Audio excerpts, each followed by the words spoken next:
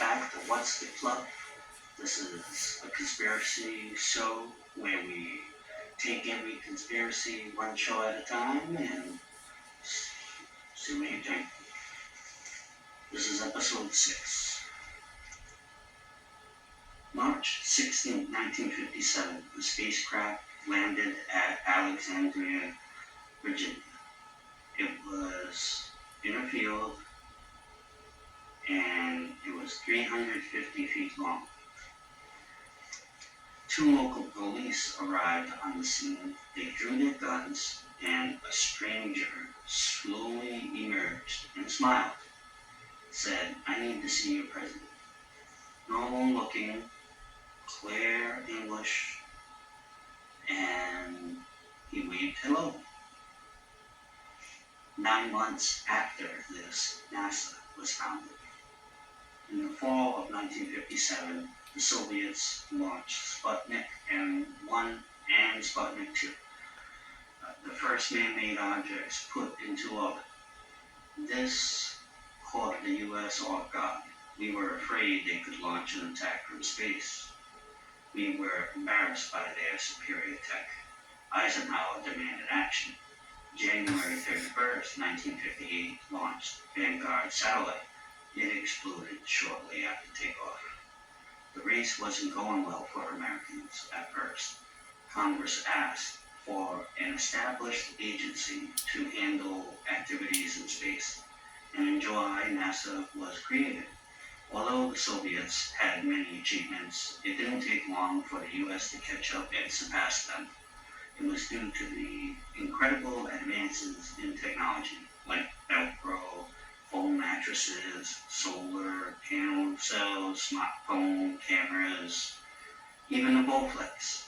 They have over 2,600 patents and 2,000 commercial products derived from their tech.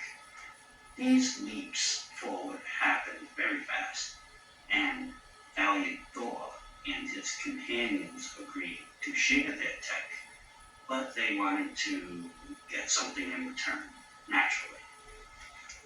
Harley Andrew Byrd, nephew of the famous Admiral Byrd, was in his office at the Pentagon, a high-ranking official, and worked on Project Blue Book that ran from 1952 to 1969.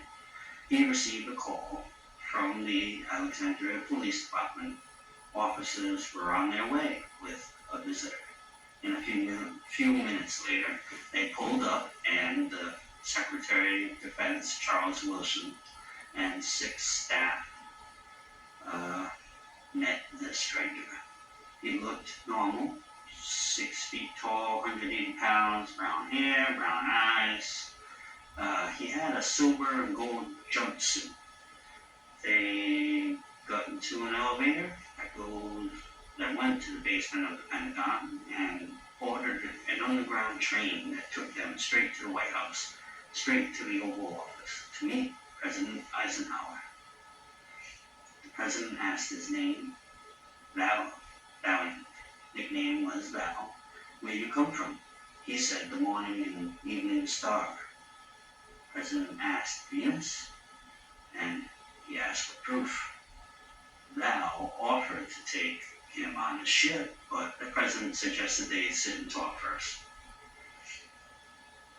The president was informed that they'd been observed for thousands of years. The invention of the atomic bomb caused the intervention. They were sent by the High Council. Many planets, many species. They can solve a lot of Earth's problems. They asked to stay as a guest and go to Howard Mansor's house. It was a gathering of researchers and scientists at the time who advised the president on all UFO matters. Val agreed and wanted to bring his crew. And at that meeting, a man named August Roberts took pictures of Val and his crew, while the military tested his indestructible suit. They tried everything: acid, shooting, bang, cutting it, didn't do nothing. They needed the world wrote to Dean Goody. They get rid of nukes. So, yeah, that was a hard thing to ask for. You can imagine. Of course, Eisenhower said no, and Val started working with a man named Frank Strangers. He received pitch from August and gave seminars. Um, Frank Strangers did. And a lady asked him at one of the seminars if he wanted to meet the man in these pictures that August took. And after he said yes, she took him to the Pentagon to meet Val. And that's where they started working together. They spent years working together, revealing info and sharing tech. Val even said there were 70 others like him living on Earth. So before we go any further, this is already a quite crazy story. So what do you think? Valiant Thor. Is this all moon? What do you think? What's the fluff? Welcome back. Thank you for your time and thank you for your patience. And I hope you enjoyed this little debriefing. Thank you.